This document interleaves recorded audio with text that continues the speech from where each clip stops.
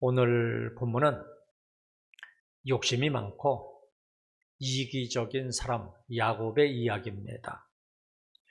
욕심이 아주 없는 사람이 없겠지만 특히 야곱은 좀 지나치게 욕심이 많았어요. 엄마 뱃속에서 나올 때부터 욕심이 좀 남달랐어요. 자기가 먼저 나오겠다고 먼저 나오고 있는 형의 발 뒤꿈치를 잡고 나왔어요. 그래서 이름도 발꿈치를 잡았다는 뜻을 가진 야곱이 되었어요. 두 형제가 장성했어요. 형에서는 사냥을 좋아해서 밖으로 나돌았고 야곱은 집에서 있었기 때문에 엄마의 사랑을 받았어요. 하루는 형 에서가 사냥을 하고 집에 들어왔는데 배가 매우 고팠어요. 보니까 마침 동생이 군침이 도는 팥죽을 먹고 있는 거예요. 그래서 내가 배고파 죽겠으니 좀 달라 그랬어요. 그랬더니 야곱은 야비하게도 이 기회를 놓치지 아니하고 팥죽 한 그릇과 장자의 명분을 바꾸어 버립니다. 이제 이삭의 나이가 많아졌어요. 눈이 어두워서 잘 보이지를 않습니다.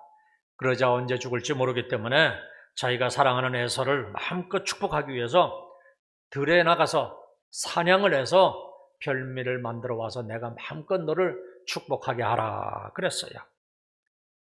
그런데 이 말을 엄마가 듣고 말았어요. 그래서 자기가 사랑하는 야곱과 함께 계략을 꾸밉니다.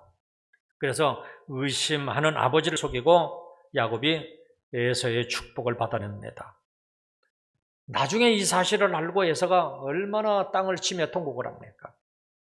아직 남아있는 축복이라도 내게 달라고 애원을 합니다. 그러자 아버지가 이렇게 얘기를 하죠.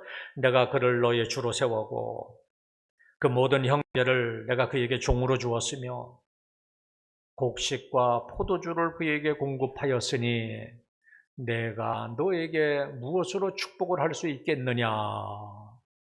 기가 막힌 일이에요. 정말로 중요한 축복은 이미 야곱에게 다 주어버린 거예요.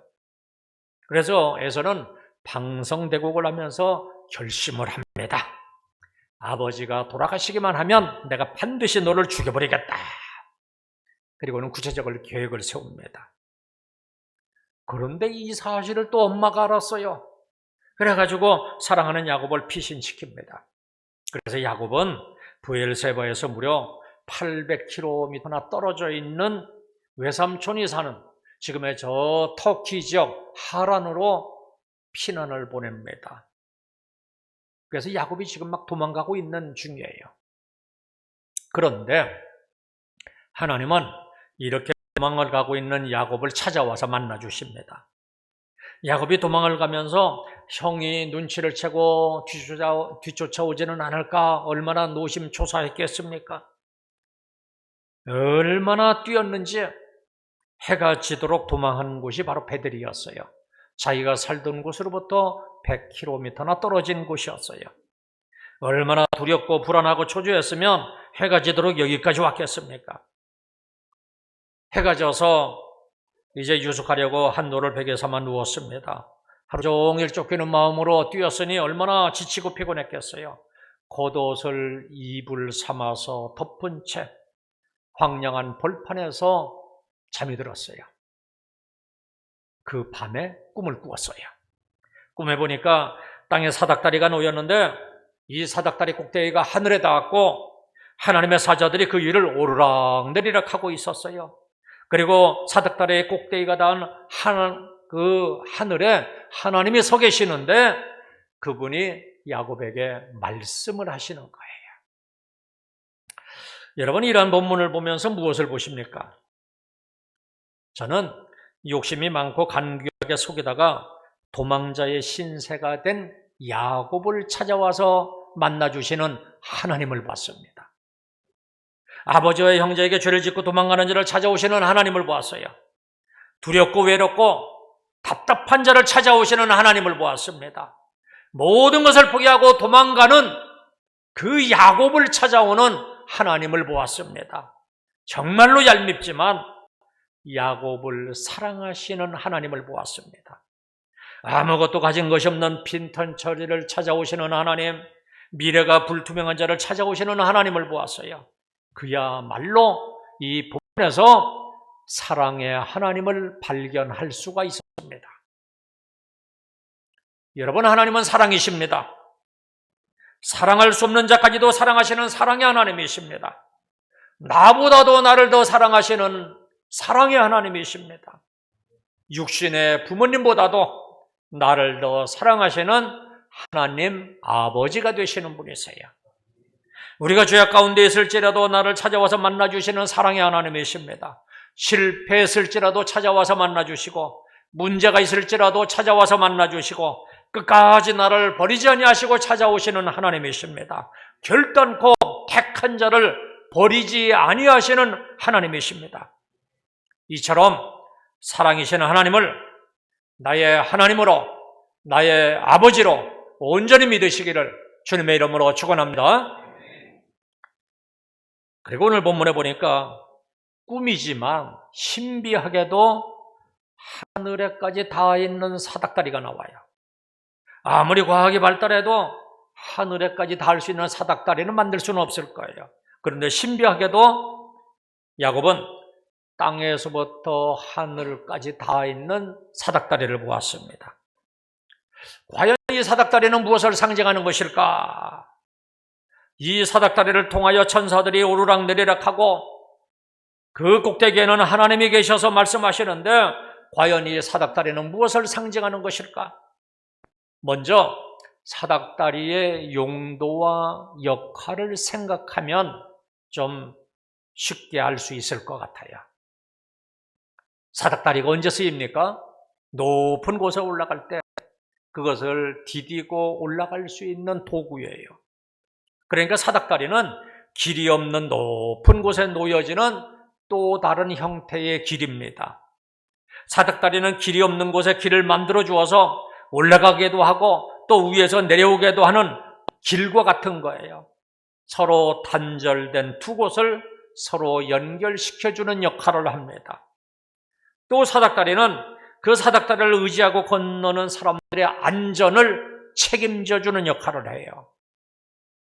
사닥다리를 타고 올라가고 내려가는 사람들을 보세요. 오직 사닥다리만 얼마나 꼭 잡고 의지하는지 몰라요. 아주 높이 오르는 사람은요, 사닥다리에 자기의 생명을 내어 맡기기까지 해요. 그만큼 사닥다리는 자기를 의지하는 자의 안전을 책임지는 역할을 해요.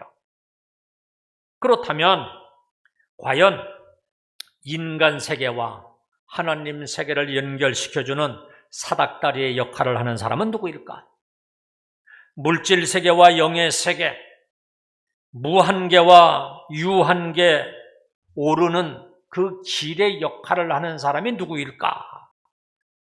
사랑의 하나님이 이 사닥다리와 같은 역할을 하는 분을 통해서 우리에게 찾아오시는데, 바로 이 역할을 하시는 분이 누구일까? 너무도 밝은 빛 앞에서 어둠이 존재할 수 없듯이, 너무나도 거룩하고 빛 되신 하나님 앞에서 스스로 설 수 없는 우리들에게서 중보자의 역할을 하시는 분은 과연 누구일까? 바로 예수님입니다. 하나님은 사랑이세요.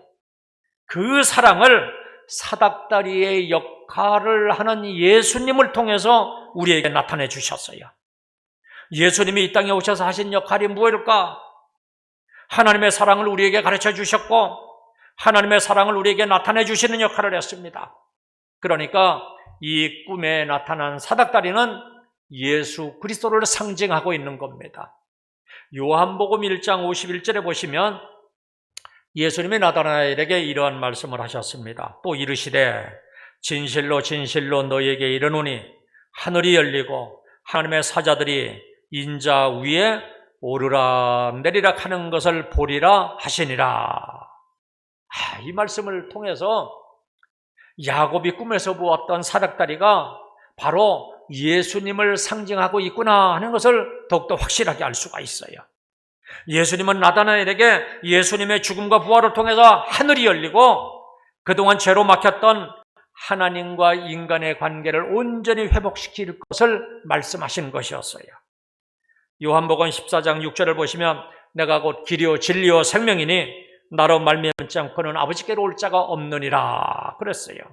이처럼 예수님을 통해서만 우리가 하늘에 천국에 올라갈 수가 있어요. 예수님만이 유일한 구원의 길입니다.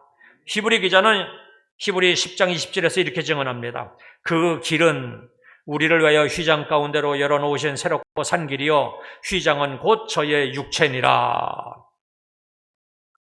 예수님이 십자가에서 돌아가실 때 지성소와 성소를 가로막고 있던, 구분하고 있던 그 휘장이 있는데 그것이 위에서부터 아래로 부정악으로 쫙 찢어지고 말았어요. 이처럼 예수님이 십자가에서 죽으심으로 이제는 우리가 하나님께 직접 나아갈 수 있는 길을 열어놓으신 거예요. 그래서 우리는 지금 이 시간도 직접 하나님께 나와서 이렇게 예배를 드리고 있는 것입니다. 그러니까 예수님이야말로 하늘과 땅을 잇는 신비한 사닥다리의 역할을 하시는 겁니다. 예수님이야말로 천국에 오를 수 있는 천국의 사닥다리고 천국으로 가는 통로가 됩니다. 예수님이야말로 하나님의 사랑을 우리에게 나타내는 결정체가 됩니다. 사랑의 결정체이신 예수님께서 부활 승천하시면서 우리에게 성령님을 약속하셨고 약속대로 이 성령님이 이 땅에 오셔서 교회 공동체를 만드셨어요. 그래서 이제는 야곱을 찾아와 만나 주셨던 그 하나님이 바로 이 교회에서 우리를 만나 주시는 겁니다. 그렇다면 교회가 곧 베델입니다. 교회는 주님의 몸이고 하나님의 집입니다. 에덴 동산은 교회의 모형입니다. 하나님은 에덴 동산에서 아담과 함께 거니셨어요.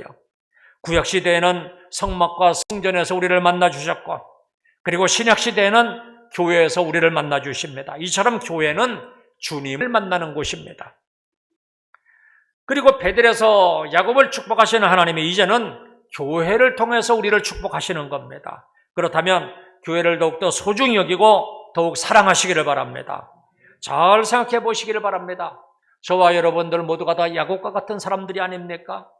우리들이 곧 속이는 자들이었고 욕심과 탐욕으로 가득 찬 자들입니다. 하나님의 사랑이 정말로 필요한 우리들입니다.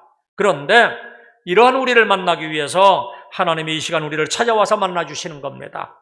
이 시간도 예배를 통해서 우리를 찾아와 만나주시는 그 주님을 반드시 만나실 수 있기를 주님의 이름으로 축원합니다.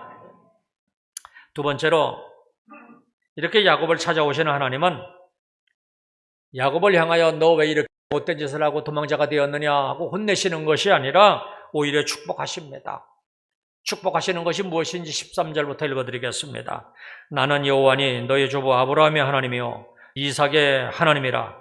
내가 누워있는 땅을 내가 너와 내 자손에게 주리니 내 자손이 땅에 티끌같이 되어 내가 서쪽과 동쪽과 북쪽과 남쪽으로 퍼져나갈지며 땅의 모든 족속이 너와 내 자손으로 말미암아 복을 받으리라. 내가 너와 함께 있어 내가 어디로 가든지 너를 지키며 너를 이끌어 이 땅으로 돌아오게 할지라.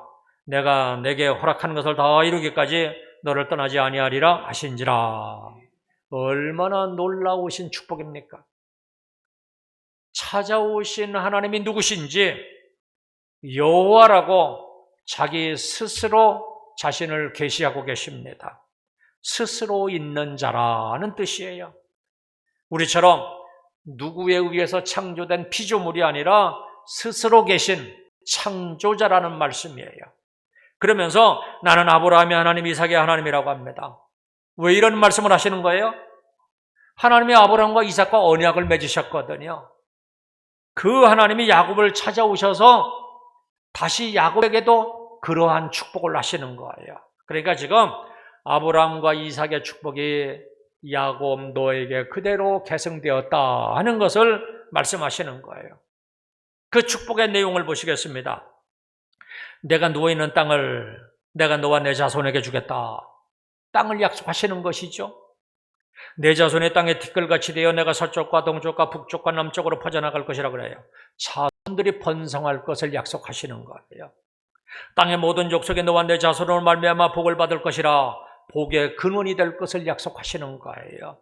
내가 너와 함께해서 내가 어디로 가든지 너를 지키며 너를 이끌어 이 땅으로 돌아오게 하겠다. 내가 내게 허락한 것을 다 이루기까지 너를 떠나지 아니하겠다 약속하십니다.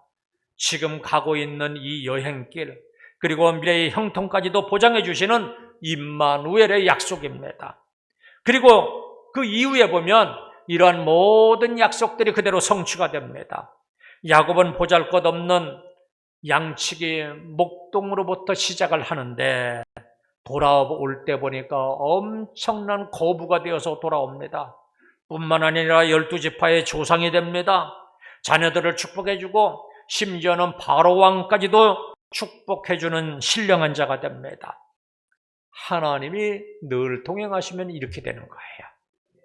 하나님의 축복해 주시면 이와 같이 나와 동행하시면서 하나님이 나를 축복해 주시기만 하면 저와 여러분들도 능히 이와 같은 복 있는 자들이 되는 겁니다. 그러면 하나님은 왜 이러한 복을 야곱에게 주시는 것일까? 야곱이 잘난 것이 있어서가 아니에요. 택한 백성이기 때문이에요.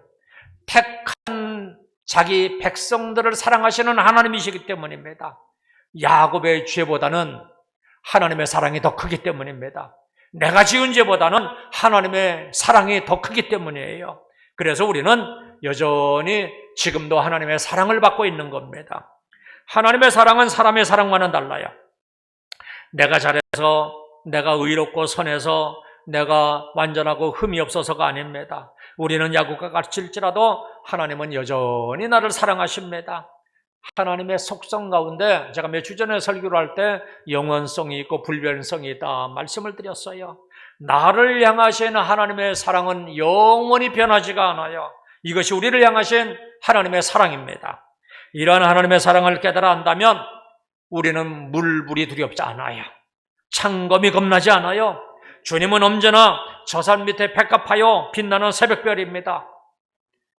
어두운 때에도 나의 부모 형제는 다 나를 떠날지라도, 물질이 나를 떠날지라도 나를 향하시는 하나님의 사랑은 변함이 없어요. 오히려 더 애틋한 사랑으로 우리를 감싸 안으시고 위로해 주시고 다시 힘을 회복시켜 주십니다. 신앙에는 3단계가 있습니다. 우선 제1단계는요, 야곱과 같이 부모님에게서 아브라함의 하나님이, 이삭의 하나님이 계시다 하는 이야기를 항상 듣습니다. 듣는 하나님, 배우는 하나님입니다. 하나님이 계신데 천지 만물을 창조하셨다고 우리가 들어요. 목사님의 설교를 통해서 능력의 하나님을 듣습니다. 지금도 살아계시다는 말씀을 드려요. 우리와 동행하신다는 말씀도 듣습니다. 이처럼 배워서 하나님이 그러신 분이구나 이렇게 아는 단계가 있어요. 그러나 이러한 하나님은 우리가 정말로 힘들 때 아무런 힘이 되지를 못해요. 신앙에 그래서 두 번째 단계가 있습니다. 야곱과 같이 하나님의 음성을 듣고 하나님의 영광을 보고 하나님의 함께 하시는 약속을 경험하게 되는 단계가 있어요. 이처럼 신앙은 경험해야 돼요. 체험해야지 돼요. 하나님은 정말로 살아계시다는 것을 경험하고 능력의 하나님이신 것을 내 삶 속에서 체험해서 알아야지만 돼요. 경험해서 확실히 알지도 못하면서 변하지도 않고 영원히 하나님을 섬길 수는 없을 거예요. 체험하여 확실히 알지 못하면 조금만 어려움이 다가오면 의심이 생길 것이고 결국에는 하나님을 버릴 수도 있을 겁니다. 유명한 톨스토이가 있어요. 15살까지는 기독교 가정에서 잘 자라났어요. 하나님에 대해서 날마다 들었습니다. 그런데 하나님을 만나지를 못했어요. 그러다가 15살, 15살부터는 탕자의 삶을 살기 시작합니다. 유랑 생활을 하고 방황을 하고 허무주의에 빠졌다가 50세에 하나님을 만나고 경험하고 다시 돌아오게 됩니다. 어거스틴도 마찬가지입니다. 18살에 사생아를 낳았습니다. 탕자의 길을 걸어가다가 30세에 주님을 만나고 다시 돌아와서 성 어거스틴, 성자가 되었습니다. 따라서 우리들도 더욱 하나님을 만나고 체험하는 신앙을 갖기를 주님의 이름으로 축원합니다. 근데 더 높은 단계의 신앙 단계가 있어요. 처음의 단계가 다가 아니에요.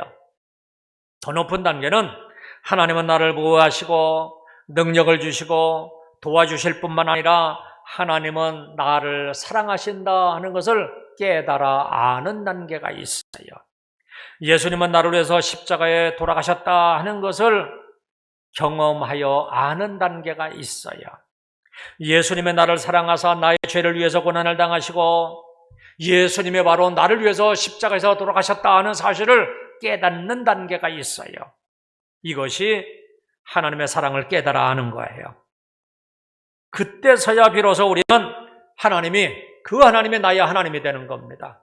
그때서야 나의 하나님이 사랑의 하나님이 되시는 거예요. 그때서야 두려우신 하나님이 아니라 나에게는 참 좋으신 하나님이라 하는 것을 깨달아 아는 거예요.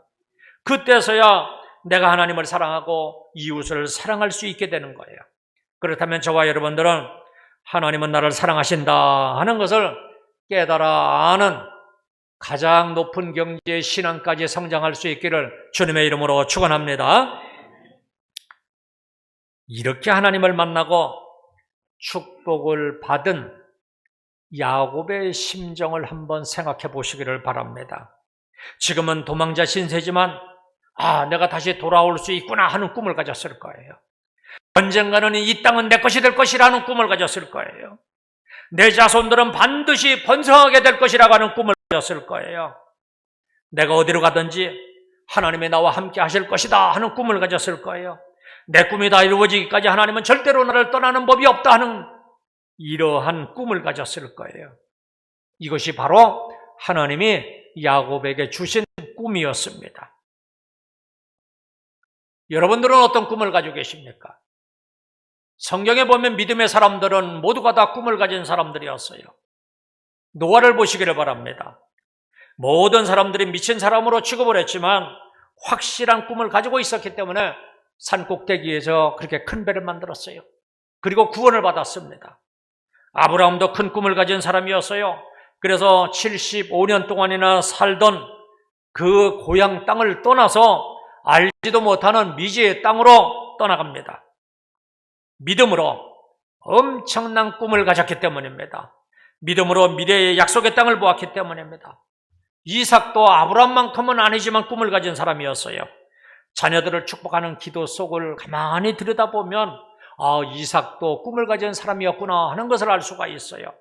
그리고 오늘 본문에 나온 야곱도 아까 말씀드렸지만 꿈을 가진 사람이었어요. 그렇다면 이제 이 말씀을 듣고 있는 우리들도 모두가 다 꿈을 가진 사람들입니다. 하나님은 우리들에게 천국의 꿈을 주셨습니다. 뿐만 아니라 이 땅에서도 하나님이 주신 사명을 이루기 위한 꿈을 주셨어요. 교회는 꿈을 꾸는 곳입니다. 한번 따라해 보시기를 바랍니다. 교회는 꿈을 꾸는 곳입니다. 하나님의 말씀을 통하여 꿈을 주시는 곳입니다. 하나님은요, 일을 이루시는데 반드시 꿈을 가진 사람을 통해서 일을 이루시는 분이십니다. 요셉을 보세요. 그 엄청난 꿈이 현실이 되게 하시는 하나님이십니다. 그렇다면 말씀을 들을 때마다 꿈을 가지시기를 바랍니다. 특별히 우리 교회는 꿈을 이루며 사랑으로 나누는 교회입니다. 처음에 제가 교회를 설립할 때 이러한 말씀이 얼마나 내 가슴에 강하게 다가오는지, 그래서 우리 교회의 표로 삼아 버렸습니다. 그래서 우리 교회 공동체는 꿈을 이루며 사랑으로 나누는 공동체입니다. 꿈을 이루고 나누는 교회인데 그 방법은 사랑이에요. 그래서 사랑으로라고 하는 말을 첨가를 해서 꿈을 이루고 사랑으로 나누는 교회입니다. 이게 무슨 말이냐면 우리 교회에 속한 성도 한 사람 한 사람은 꿈을 이루며 사랑을 나누는 사람들이라고 하는 뜻이에요.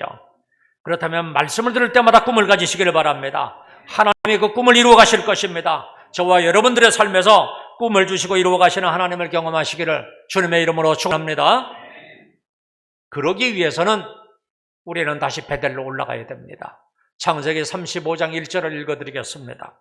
하나님이 야곱에게 이르시되 일어나 베델로 올라가서 거기 거주하며 내가 내 형 에서의 낫을 피하여 도망하던 때에 나타났던 하나님께 거기서 단을 쌓으라 하신지라. 창세기 34장에 보니까 야곱이 이제 거부가 되어서 돌아오는 길에 그 가족이 참 비극을 맞이하게 됩니다. 딸 디나가 하몰의 아들 세겜에게 강간을 당했어요. 이 일로 인해서 야곱의 아들 시몬과 레위가 이 사람들에게 속여가지고 할례를 받게 해가지고 하몰과 그의 아들 세겜 그리고 할례를 받은 모든 남자들을 전부 다 칼로 쳐 죽였습니다. 그리고 심지어 노략질까지 했습니다. 이렇게 되면 그 주변에 있는 족속들이 여러분 가만히 있겠습니까? 야곱의 가족을 죽이려고 반드시 추격해 올 겁니다. 큰 위기를 맞는 거예요. 그런데 이때 하나님께서 이렇게 말씀하십니다. 일어나서 베델로 올라가서 거기 거주하라. 그리고 내가 내 형 에서의 낯을 피하여 도망하던 때에 나타났던 하나님께 거기서 단을 쌓으라. 그러니까 위기를 극복하는 방법은 오직 한 가지뿐이었어요. 다시 베델로 올라가서 단을 쌓는 것뿐이었어요. 단을 쌓는다는 것은 예배드리는 것을 얘기해요. 즉 교회를 통해서 다시 신앙생활을 회복하는 것을 말해요. 여러분 삶이 힘드실 거예요. 원래 인생 자체가 광야와 같은 거예요. 혹 감당할 수 없을 만큼 힘이 드신가요? 힘이 드실수록 다시 베델로 올라가시기를 바랍니다. 도망자인 야곱을 찾아와서 만나주시는 하나님이십니다. 환난 날에 하나님을 찾으면 반드시 만나주시겠다고 약속하셨습니다. 하나님을 만나기만 하면 환난은 인내의 열매를 맺을 수 있는 축복이 되기도 합니다. 야곱은 베델로 다시 올라갔습니다. 그곳에서 신상과 기고리 등을 상순의 나무 밑에 묻었습니다. 하나님보다도 더 의지했던 모든 것들을 다 땅에 묻은 거예요. 그리고 그곳에서 하나님께 단을 쌓은 거예요. 그 결과 어떻게 되었나요? 하나님께서 그 사면 고울들로 하여금 두려워하게 했어요. 야곱의 아들들을 추격하는 자들이 없었다 그랬습니다. 하나님께서 지켜주신 거예요. 사랑하는 성도 여러분, 다시 베델로 올라가시기를 바랍니다. 다시 신앙을 회복하시기를 바랍니다. 하나님을 향한 믿음을 회복하시기를 바랍니다. 교회의 모든 예배를 다시 회복하시기를 바랍니다. 하나님의 약속을 다시 붙드시기를 바랍니다. 하나님의 약속은 반드시 이루어지는 겁니다. 베델에서 하나님을 만난 야곱과 그의 아들들이 어떻게 되었나요? 이스라엘의 12지파의 조상들이 되었어요. 이것이 우리들에게도 꿈을 주시는 겁니다. 지금 우리가 어떤 형편에 있을지라도 다시 우리가 믿음을 회복하기만 하면 이처럼 베델의 축복은 이루어지는 겁니다. 그렇다면 교회를 소중히 여기는 신앙을 다시 회복하시기를 바랍니다. 교회는 영원한 겁니다. 교회에는 승리만이 있습니다. 마지막으로 하나님께서 우리에게 주시는 말씀을 읽어드릴 터인데 여러분들이 믿음으로 받으시기를 바랍니다. 베델 안에 있는 우리들에게 주시는 약속의 말씀입니다. 이사야 43장 1절부터입니다. 야곱아 너를 창조하신 여호와께서 이제 말씀하시느니라. 이스라엘아 너를 지으신 이가 말씀하시느니라. 너는 두려워하지 말라. 내가 너를 구속하였고 내가 너를 지명하여 불렀나니 너는 내 것이라. 내가 물 가운데로 지날 때 내가 너와 함께 할 것이라. 강을 건널 때 물이 너를 침몰하지 못할 것이며 내가 불 가운데로 지날 때 타지도 아니할 것이요 불꽃이 너를 사르지도 못하리니. 아멘. 우리가 지금 베델 안에 있잖아요. 우리에게 하시는 약속의 말씀입니다. 우리를 창조하시고 우리를 특별히 지명하여 부르시는 하나님이 말씀하시는 거예요. 어떤 환경 가운데 있을지라도 두려워하지 마시기를 바랍니다. 물 가운데로 지날지라도 함께 하시면서 지켜주실 것이고 불 가운데로 지날지라도 하나님께서 함께 하시면서 지켜주실 것입니다. 이처럼 하나님은 우리가 어떤 환경 가운데 있든지 우리와 함께 하시는 분이세요. 그리고 우리를 지켜주시는 분이세요.